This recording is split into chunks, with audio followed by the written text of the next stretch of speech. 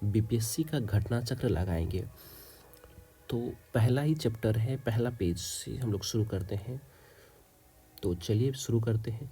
जय श्री कृष्ण नाम लेके, सरस्वती माता का नाम लेके शुरू करते हैं। भारत में पशुपालन का एवं कृषि का प्राचीनतम साक्ष्य कहाँ से प्राप्त हुआ है? पशुपालन एवं कृषि का प्राचीनतम साक्ष्य कहाँ से प्राप्त हुआ है? तो ये मेहरगढ़ से प्राप्त। चलिए इसका पढ़ते हैं। भारतीय उपमहाद्वीप में पशुपालन एवं कृषि का प्रारंभिक स्थल मेहरगढ़ को माना जाता है। मेहरगढ़ को माना जाता है पशुपालन एवं कृषि का। 7,000 से 5500, कितना से 7,000 से 5500 ईसा पूर्व मान रहा है। मध्य मानव बसान का क्षुद्र है। विद्वान मेहरगढ़ में पशुपालन का काल कुछ विद्वान मानते हैं पशुपालन 8500 ईस्वी पूर्व मानते हैं। नवीनतम खोज के आधार पर भारतीय उपमहाद्वीप में प्राचीनतम कृषि साक्ष्य वाला स्थल उत्तर प्रदेश, कब? उत्तर प्रदेश के संत कबीर नगर जिले में स्थित लहुरा देव है। ये नवीनतम खोज पे है लहुरा देव। अगर लहुरा देव रहे और मेहरगढ़ रहे तो पहला मेहरगढ़ मारना है, और मेहरगढ़ ना रहे तब लहुरा देव मारना। यहाँ से 7,000 से 9,000 ईसा पूर्व मध्य मानव बस्तान का निश्चित तौर पर 6600 ईसा पूर्व के चावल के साक्ष्य, किसके चावल में? चावल के साक्ष्य प्राप्त हुए हैं। उल्लेखनीय है कि नवीनतम खोज के पूर्व भारतीय उपमहाद्वीप का प्राचीनतम कृषि साक्ष्य वाला स्थल मेहरगढ़ पाकिस्तान के बलूचिस्तान में स्थित। मेहरगढ़ कहाँ है? पाकिस्तान के बलूचिस्तान में स्थित। 7,000 से 5500 ईसा पूर्व के गेहूं के साक्ष्य मिले हैं। इसके साथ ही चावल के साक्ष्य वाला स्थल कोल्डिवा, क्या है? चावल के साक्ष्य वाला स्थल कोल्डिवा कहाँ है? प्रयागराज जिले में बेलन नदी के तट पर स्थित है। कोल्डिवा कहाँ है?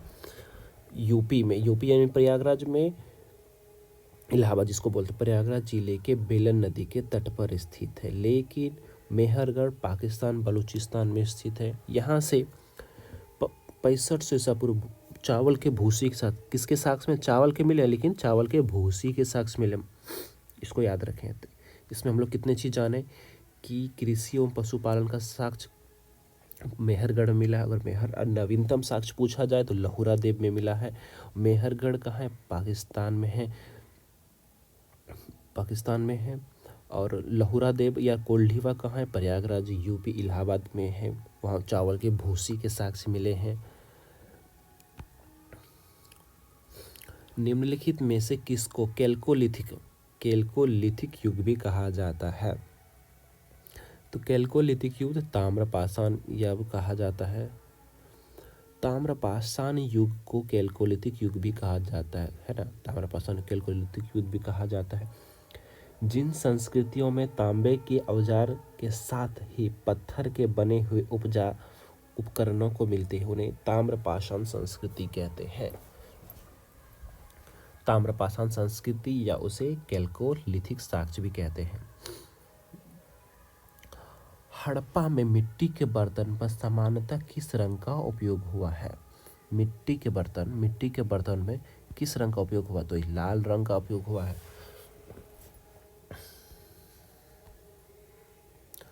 हड़प्पा निवासी मिट्टी के बर्तनों पर व्यापक पैमाने पर निर्माण करते, व्यापक मतलब बहुत बड़े पैमाने पर निर्माण करते थे।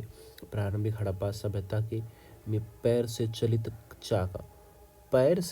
चाक, अभी तो लकड़ी या डंडा से चलाते हैं ना, चाक का प्रयोग किया जाता था। परिकपों के दौर पर चलित चाकों का प्रयोग परिपक्व हड़प्पा के दौर में हाथ से चलित चाक का प्रयोग किया जाने लगा। डिजाइन के आधार पर इन बर्तनों को दो श्रेणियां थी। एक तो बिना डिजाइन वाले, पहला क्या था? एक तो बिना डिजाइन वाले तथा दूसरे चित्रित मृत भांडों को बनाने वाली मिट्टी में रेत का मिश्रण किया जाता था। कुछ भी पूछ सकते बीपीएससी कि मृत भांडों में बनने वाली मिट्टी में किसका प्रयोग किया जाता था? तो रेत का प्रयोग किया जाता था। बीपीएससी की कोई गारंटी नहीं, कुछ भी पूछ सकते हो। जिनका पकाने पर एक हल्के भूरे लाल रंग का ग्रहण किया करते थे। जिनके पकाने पर यह हल्के लाल रंग का ग्रहण कर लेते थे। इन मृत भांडों को ऊपरी हिस्से में लाल रंग की पुताई कर दी जाती तथा निचले हिस्से में काले रंग से विभिन्न प्रकार की चित्रकारी की जाती थी। सिंधु सभ्यता निम्नलिखित में से किस युग में पड़ता है? सिंधु सभ्यता किस युग में पड़ता है? तो सिंधु सभ्यता आद्य ऐतिहासिक किस युग में पड़ता है? आद्य ऐतिहासिक काल में पड़ता है। सिंधु सभ्यता किस युग में पड़ता है? तो आद्य ऐतिहासिक युग में पड़ता है। ये 39 बीपीएससी में पूछा गया है 1994 में। ऐतिहासिक काल का निर्धारण पठासीन लेखक कला के ज्ञान के आधार पर किया जाता है। लेखन कला के ज्ञान से पहले का कालखंड प्रागैतिहासिक कालखंड होता है। भारतीय इतिहास में 2500 बीसी से 600 बीसी का कालखंड आदि ऐतिहासिक माना जा गया है। सिंधु सभ्यता आदि ऐतिहासिक काल का सभ्यता है क्योंकि यहाँ पर लेखन का कला का ज्ञान तो है। यहाँ पर क्या है? लेखन का कला का ज्ञान तो, परंतु अभी तक इसे पढ़ा नहीं गया। ऐसा लिखा गया है, अभी तक पढ़ा नहीं गया। क्या लिख के गया है?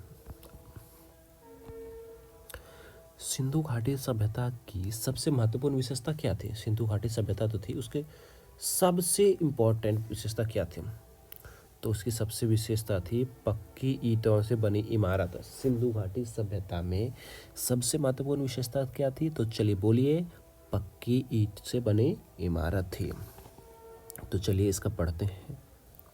सिंधु घाटी सभ्यता की प्रमुख विशेषता नगर नियोजन को माना जाता है। प्रमुख विशेषता पूछा जाए, नगर नियोजन माना जाता है। यह नगर एवं कस्बे को निश्चित योजना के अनुसार बसाए गए थे। पक्की ईंटों से बनी इमारतों में मोहनजोदड़ो का विशाल स्नानागार एवं अन्नागार प्रमुख है। सबसे बड़ी अगर मिला है तो स्नानागार ही मिला है ना, मोहनजोदड़ो का। इसकी सतह पक्की ईंटों की बनी है जिसे जिप्सम तथा मोटार द्वारा जोड़ा गया। इसे जिप्सम तथा मोटार, उस समय के लोग हजारों साल पहले, 3-4 हजार साल पहले ऐसे लोग थे। बाप रे, गजब। Everything fine.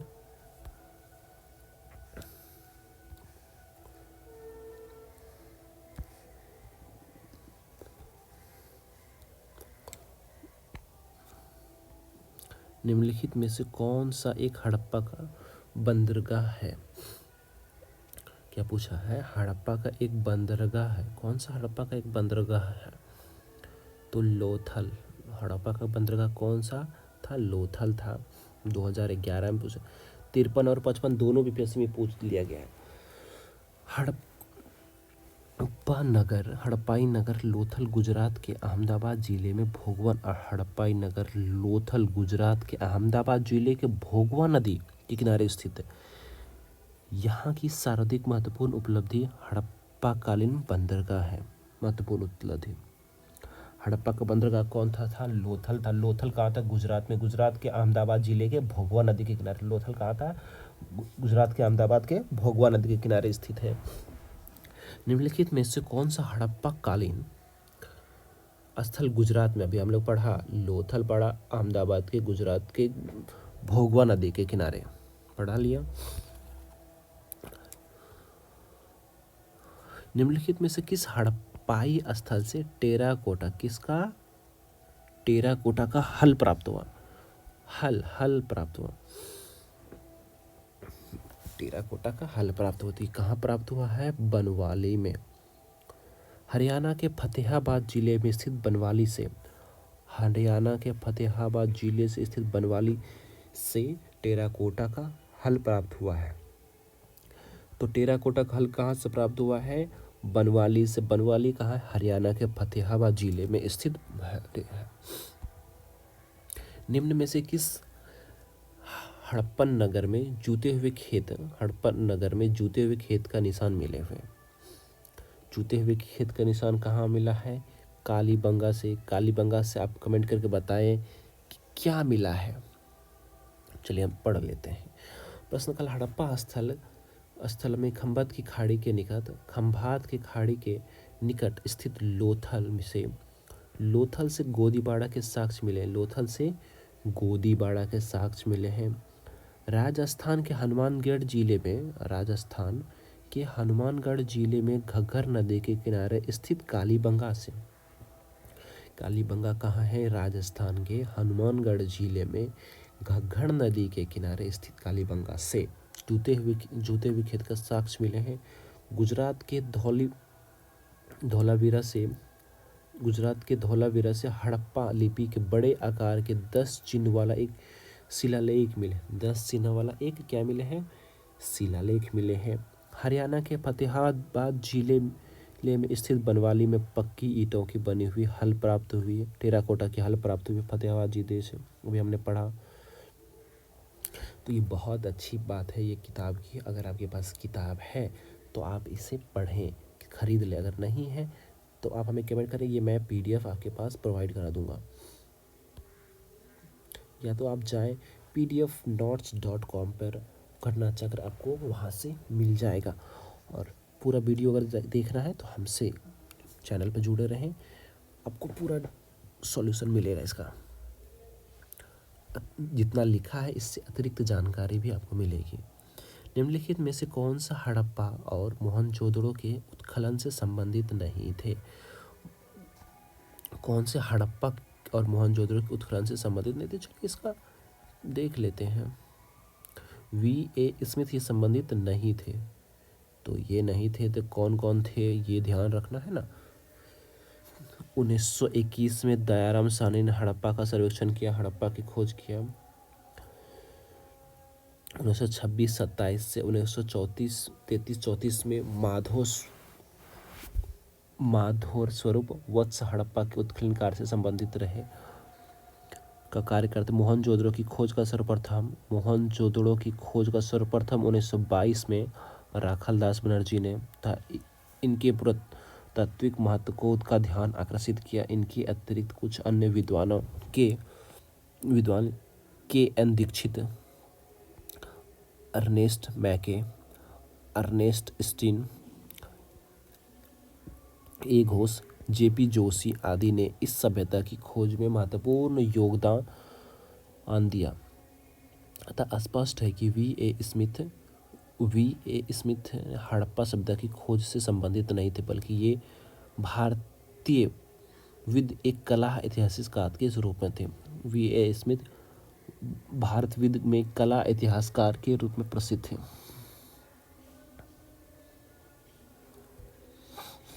बोग जोगकोई का महत्व इसलिए है कि ये कोई स्पेशल कला नहीं है, इसको नहीं पढ़ना है।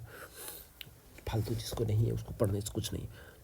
प्रसिद्ध 10 राजाओं का युद्ध, ये इंपॉर्टेंट है। 10 राज का युद्ध किस नदी के तट पर हुआ था? परसनी नदी को अभी हम किस नाम से जाने जाते? परसनी नदी वर्तमान में रावी नदी के नाम। 10 राजाओं का युद्ध है। परसनी नदी वर्तमान में रावी नदी के पर लड़ा गया, जिसमें भारतों के राजा सुदास ने इस 10 राजाओं के एक संघ को हराया। इस युद्ध में आर्यों के प्रमुख जन अनु, दुहु, युहु, पुरु, तक्षुश के 5 लघु जनजातियों का समूह सम्मिलित था, जिसके पुरोहित विश्वामित्र थे। भरत सुदास के जो पुरोहित कौन थे? विश्वामित्र थे। ऋग्वेद का कौन सा मंडल पूर्णतः सोम को समर्पित है? भगवान, ये क्वेश्चन बहुत बार घूमते रहता है। आपको वनडे एग्जाम में BPSC के अलावा भी आप किसी एग्जाम में दे रहे थे, ये एग्जाम मिलेगा। तो ये 9वां मंडल में है। ऋग्वेद में 10 मंडल है। ऋग्वेद में कुल कितने मंडल हैं? 10 मंडल है। 9वां मंडल में 114 मंत्र हैं जो सोम को समर्पित है। सोम आर्यों का मुख्य पेय था। सोम क्या था? आर्यों का मुख्य पेय था, जिससे मुजवंत पर्वत से प्राप्त किया था। ऋग्वेद में 10 मंडल के 4 वर्णों का उत्पत्ति का उल्लेख है। 4 वर्ण कौन कौन से हैं? आप इसको रिकॉल करें कि 4 वर्ण कौन कौन से हैं। ऋग्वेद संहिता में 9वां मंडल पूर्णतः किसको समर्पित है? 7वां मंडल तो हम लोग पढ़े सोम को। अब 10वां मंडल में 4 वर्णों का उल्लेख है, तो 10वां मंडल में 9वां मंडल में किसका उल्लेख है?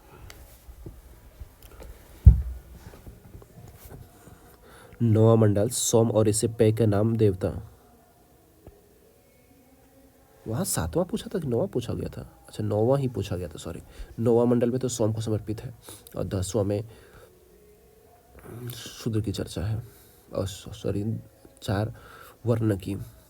गायत्री मंत्र किस पुस्तक में मिलता है? गायत्री मंत्र किस पुस्तक में मिलता है? तो ऋग्वेद में मिलता है।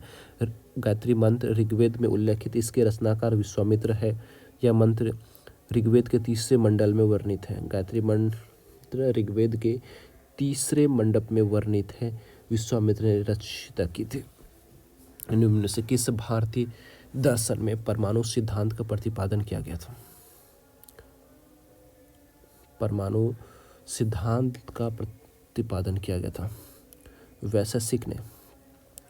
वैशेषिक दर्शन के अनुसार सृष्टि के निर्माण अणु से हुआ है।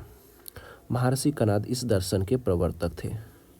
और वैज्ञानिक पूछा जाए तो जॉन डाल्टन, वैज्ञानिक में जॉन डाल्टन थे, और इसमें महर्षि कणाद।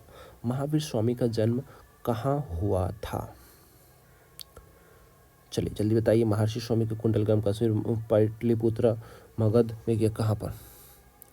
कुंडलग्राम कश्मीर में। महावीर स्वामी कुंडलग्राम कश्मीर। महावीर स्वामी का जन्म कुंडलग्राम वैशाली के निकट, लगभग कुंडलग्राम वैशाली के निकट लगभग 599 ईस्वी में हुआ था। उनकी माता त्रिशला वैशाली के लिच्छवी गणराज्य के प्रमुख चेटक की बहन थी, तथा पिता सिद्धार्थ ज्ञात्रिक क्षत्रियों के संघ के प्रधान थे। उनके बड़े भाई नंदीवर्धन थे। कुछ प्राचीन संस्कृत एनसीईआरटी पुस्तकों में महावीर स्वामी का जन्म 540 ईस्वी पूर्व उद्गीत है। इसी आधार पर अन्य प्रकाशकों ने भी यही जन्म तिथि को अपने पुस्तकों में अंकित कर दिया है, जिससे भ्रम की स्थिति उत्पन्न हुई। तो महावीर स्वामी का सही जन्म 599 ईसा पूर्व ही उचित है, क्योंकि महावीर स्वामी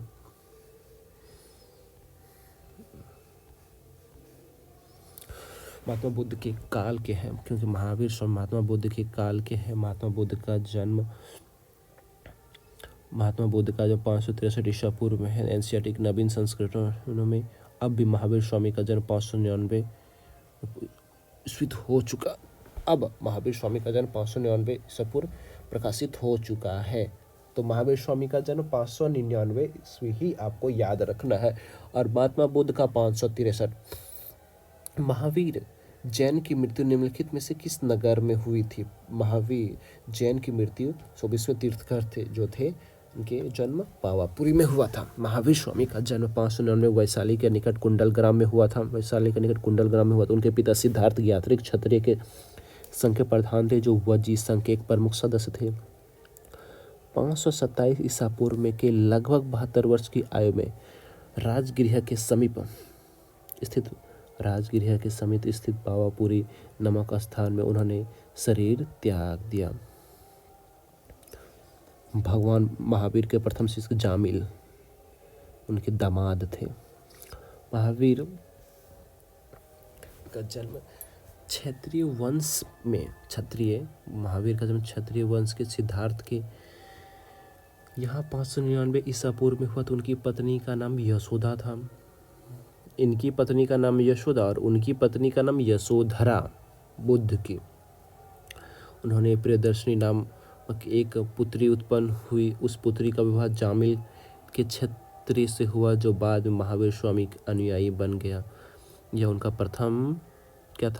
प्रथम शिष्य था। जामिल ने महावीर का विरोध किया और बहुरतवाद नामक एक संप्रदाय की शुरुआत की। 11 अन्य प्रधान शिष्य, इन्हें गंधर्व कहा जाता था। अन्य प्रकार से इंद्रभूति, अग्निभूति, वायुभूति तीनों भाई थे। आर्यव्यतक, सुदमन, मंडिक पुत्र, मौर्य पुत्र, अस्मिक, अंचल, मैत्रेय, ये सब कुछ पढ़ने जरूरी नहीं है, टाइम खपाता ये सब। आपको जानकारी इस बात की रखनी है कि क्या नहीं पढ़ना है। उसको स्किप करना बहुत ज़रूरी है। निम्नलिखित में से कौन सबसे पूर्वकालिक जैन ग्रंथ कहलाता है? पूर्वकालिक जैन ग्रंथ कहलाता था सबसे पूर्वकालिक तो 14 पूर्व कहलाता था। 14 पूर्व जैनकालीन ग्रंथ है अंतिम नंद राज के समय।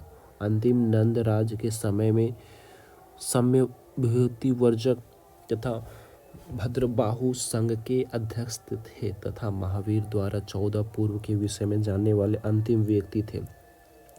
12 अंग में जैन सिद्धांतों का संकलन जैन सभा में किया गया। महात्मा बुद्ध ने अपना पहला धर्मचक्र प्रवर्तन किस स्थान पे दिया था? तो सारनाथ में। पहला कहाँ दिया था उपदेश? सारनाथ में। पहले उपदेश को महाधर्मचक्र प्रवर्तन कहा गया। 6 वर्षों की साधना के पश्चात 35 वर्ष की अवस्था में वैशाख पूर्णिमा की रात्रि को पीपल वृक्ष के नीचे गौतम बुद्ध को ज्ञान की प्राप्ति हुआ। ज्ञान प्राप्ति के बाद ही बुद्ध कहलाए। ज्ञान प्राप्ति के बाद ही वो बुद्ध कहलाए। ज्ञान प्राप्ति के पश्चात गौतम बुद्ध ने अपने मत का प्रचार प्रारंभ उरुबेला से हुए। सबसे पहले ऋषिपत्तनम वर्तमान में सारनाथ। ऋषिपत्तनम वर्तमान में सारनाथ में आए। यहाँ उन्होंने 5 ब्राह्मण सन्यासी को पहला उपदेश दिया। इस प्रथम उपदेश को धर्मचक्र प्रवर्तन कहा गया। यह उपदेश दुख के कारणों, दुख का अंत, उसके समाधान से संबंधित है। चार्य आर्य सत्य भी कहा जाता है। इसे चार्य आर्य सत्य भी कहा जाता है। महात्मा बुद्ध का परिनिर्वाण कहाँ हुआ था? परिनिर्वाण कुशीनगर में।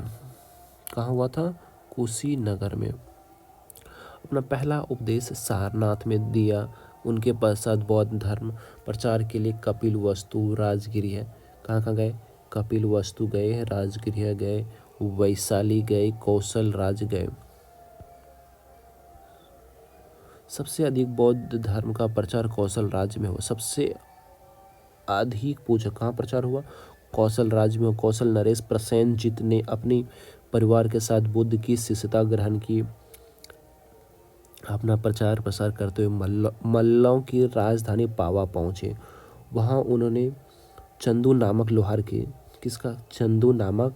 लोहार की आम्र वाटिका में ठहरे। उसने बुद्ध को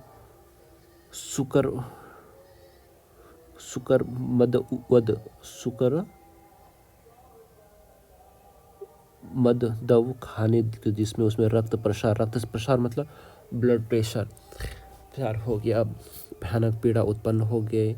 यह वेदना के बाद कुशीनगर में मल्ल गणराज्य की राजधानी पहुंचे। यहाँ 483 ईस्वी पूर्व 80 वर्ष की अवस्था में उन्होंने शरीर त्याग दिया। बौद्ध ग्रंथों में इसे महापरिनिर्वाण कहा गया। पहला उपदेश को महाधर्मचक्र प्रवर्तन और शरीर त्याग को महापरिनिर्वाण कहा गया। त्रिपिटक किसकी धार्मिक पुस्तक है? त्रिपिटक बौद्ध धर्म का। किसका है? बौद्ध धर्म का। त्रिपिटक बौद्ध धर्म में सर्वाधिक महत्वपूर्ण है। बौद्ध धर्म में सर्वाधिक महत्वपूर्ण क्या है? त्रिपिटक है। जैसे हिंदू धर्म में गीता, ईसाई में बाइबिल और मुस्लिम में कुरान, इसी तरह बौद्ध धर्म में त्रिपिटक। के बाद इनकी शिक्षाओं को संकलित कर 3 भागों में बांटा गया। विनय पिटक संघ संबंधी नियम का आचरण, सुत्त पिटक महात्मा बुद्ध के वचन तथा अभिधम्म पिटक दार्शनिक सिद्धांत। इतने थे। तो चलिए इतना तक ठीक है। अगले वीडियो में हम इसके आगे देखेंगे। आप इसको पढ़ लिए हैं। अगर आपने इतना सुना तो बहुत कुछ आपको लग रहा होगा कि मैंने याद हो गया। तो पढ़ने से क्या होगा? जो आप सुन रहे हैं, आप देख रहे हैं, सुन रहे हैं, समझ रहे हैं, ये तीनों चीज़ आपको अभी आप कर रहे थे, तो इससे काफ़ी ज़्यादा दिमाग पे प्रभाव पड़ता है और वो याद होते हैं। तो चलिए अब मिलते हैं आपसे नई वीडियो में। धन्यवाद। चैनल को सब्सक्राइब कर लें।